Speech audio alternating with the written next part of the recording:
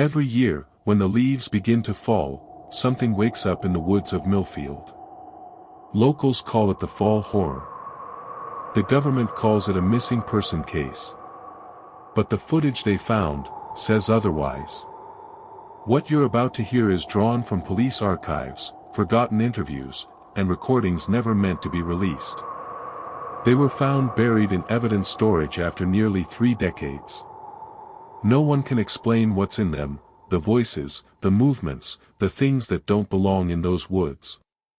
In October of 1996, 5 college students entered the Millfield Forest to film a documentary for their final year project.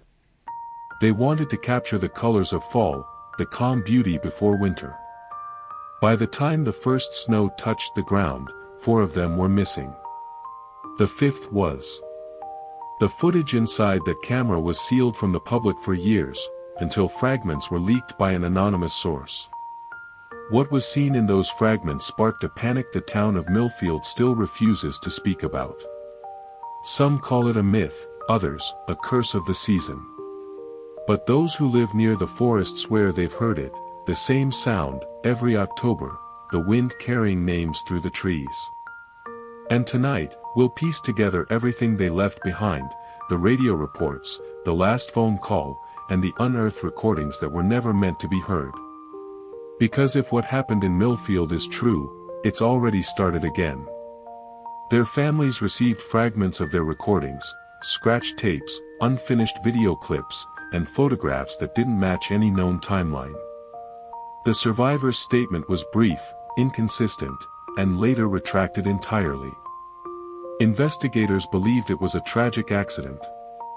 Locals believed the forest took them. Over the years, the files were sealed, but what was hidden inside them, the sounds, the images, was never meant to surface again. Until now. Stay until the end, because the final recording they found will haunt you. It was the first Friday of October, 1996. The air carried the smell of rain and burning wood, the kind of evening that makes you forget anything bad could happen. 5 college students from Briarwood University were headed toward the Millfield Forest for a long weekend. Their names were Daniel Hart, Melissa Kane, Tom Rivers, Claire Novak, and Jason Lee. They were friends, or at least, they thought they were. "Man, it's freezing out here. I told you we should have rented a place closer to town." "Relax, it's just a cabin, Jason. People come here every fall. It's supposed to be peaceful."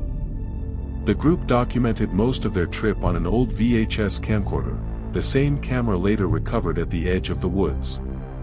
At first, everything appeared normal. They laughed, filmed the trees, and even stopped to collect leaves for their project. But hidden between the laughter, there were details easily missed. Background sounds no one noticed at the time. Voices that didn't belong to the group. Local residents reported strange things that week, missing pets, lights moving through the trees at night, and a sound they couldn't describe, like wind, but carrying something underneath it. State police are continuing their investigation into the recent disappearances near Millfield Woods. Authorities urge residents to avoid the area until further notice. Temperatures are expected to drop tonight, with scattered rain across. They laughed it off. Just another small-town ghost story to make the trip more exciting. But what none of them realized, was that the forest had already noticed them. They arrived just before sunset. The cabin stood alone on a rise, surrounded by thin trees and a narrow clearing covered in fallen leaves. It was smaller than they expected, darker, too. The paint peeled from the sides, and the front door hung slightly off its hinges. But to them, it was perfect, quiet, isolated, and far from campus. "Okay, it's definitely haunted. Look at this place." "Haunted? Nah, this is what you call vintage charm." They unpacked, started a fire, and set up the camera on a tripod to record their first night. The footage from that evening was later reviewed by investigators. It showed nothing unusual, at least, not at first glance. You guys heard about the story, right? The one they tell around here every fall. The fall horror thing. Yeah, I read about it online. Something about a shadow that follows people if they walk too deep into the woods. Oh please, Jason. Every town has a legend like that. Shadows don't follow people, people just see what they want to see. Did anyone else hear that? At first, they thought it was just wind. But the forest was too still for that. That was the first night. And it would be the last time any of them slept without hearing it again. By morning, the forest had swallowed its silence again. The friends seemed rested, laughing over half-burnt toast and weak coffee. But when Jason went outside to fetch firewood, he noticed something odd. The front door had been marked during the night.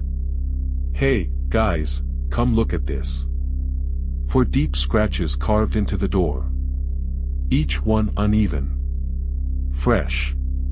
The wood splintered, flakes still hanging loose. Daniel, who was filming, laughed it off. He said it looked like an animal trying to get in. Yeah, sure, a bear just decided to leave us a calling card. Throughout the morning, the camera caught subtle changes. A shadow between the trees. Branches swaying when there was no wind. At one point, Claire, who was gathering water near the creek, found something half buried beneath the fallen leaves. It's a shirt. Or part of one. It was a torn flannel, dark red, frayed at the edges, still damp, still warm, as though it had only just been dropped. She swore she saw someone move beyond the trees, just for a second. When she called out, no one answered. That was when they decided to start recording everything, not just for the project, but to prove to themselves that what they were feeling was real. Okay, so if Bigfoot shows up, at least we'll get the views. As daylight faded, the atmosphere shifted. They began catching glimpses of something that shouldn't have been there. A figure standing between the trees. Still. Watching. No one could agree on what they saw, or if they saw anything at all. One of them swore he saw it move. Would you have stayed the night, or run? By nightfall, the temperature had dropped. The forest outside was restless, every gust carried the sound of branches snapping, like something heavy moving just beyond the tree line. Inside, the laughter was gone. They stayed close to the fire, the camera still running, though no one could explain why. Did anyone hear that? It sounded like footsteps. It's probably an animal. Raccoon or something. Then, without warning, the power cut out. Daniel, is the camera still on? Yeah, it's still recording. The remaining footage becomes harder to follow. The lens shakes, the focus slips. But the audio stays intact, footsteps pacing around the cabin, circling closer with each pass. Who's out there? You think this is funny? The last clear recording happened at 10:43 p.m. When the tape resumes, the door is open, and someone is missing. If you're still watching, things are about to get much worse. Jason, where are you? When the camera turned back on, one of them was gone. Jason Lee, the group's youngest. His shoes and jacket were still beside the fire, his cup untouched. It was as if he'd stepped out for air, and never came back. He must have gone outside. Maybe to check the noise from earlier. Without shoes. In this cold. Outside, the air was colder than before. The forest had gone still again. But there, at the edge of the clearing, they noticed a faint trail. Leaves pressed into the mud, disturbed in a single file path leading deeper between the trees. Did you hear that? That sounded like him.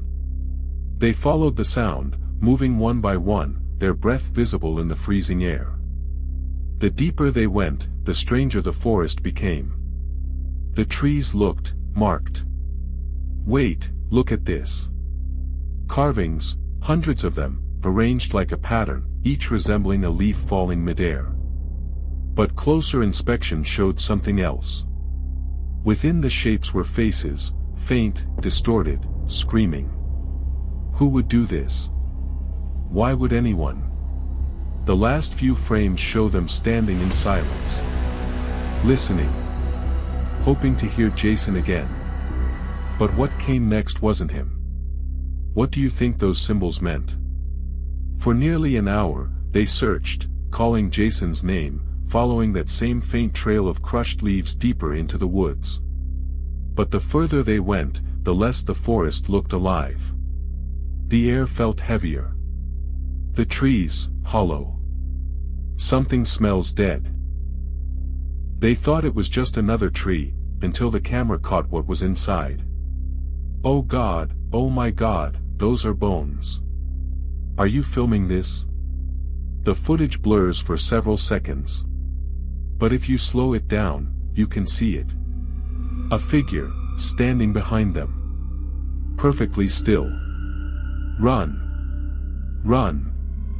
This part was never aired. But investigators found the footage in 1997, 3 miles from the cabin. Some viewers claim they can see it. The reflection, in the lens. A face that doesn't belong to any of them. Go back. Watch that moment again.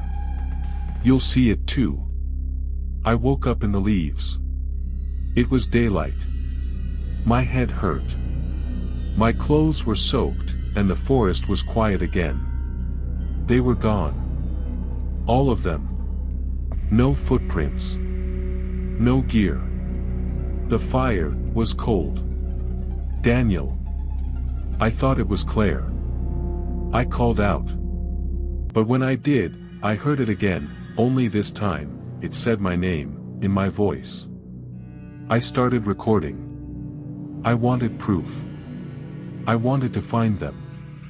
When investigators restored the footage, they found something he never noticed: he was alone. From the moment they entered the forest, until the recording stopped. He remembered hearing their voices. Their laughter. But the footage shows him speaking, to no one. I don't understand. I remember them walking beside me. I can still hear them laughing. They were right there. But, if they weren't? What he described next blurred the line between memory and something else entirely. Nearly 30 years later, the forest of Millfield remains untouched. The cabin still stands, though most of it has collapsed under time and silence. Every October, hikers still vanish near Millfield. Each time, the reports sound the same: missing equipment, damaged phones, no footprints leaving the site. Last year, a group of campers posted footage online, claiming they found symbols matching those from the original investigation. Authorities dismissed it as a hoax. But what they uploaded didn't stay online for long. Wait, what's that? The video ends abruptly. But just before it cuts, a voice can be heard. It's not over. And if you listen closely, you can still hear it. The wind through the leaves of Millfield Forest, whispering your name. If you're still watching, ask yourself one thing: would you walk those woods in October? Let me know in the comments. And remember, this story isn't finished. So if you ever feel someone following you, when the leaves begin to fall, don't look back. Did you make it this far, without looking behind you? Comment below: I survived the fall horror. And if you're brave enough, like this video, and subscribe, for more True Night horrors.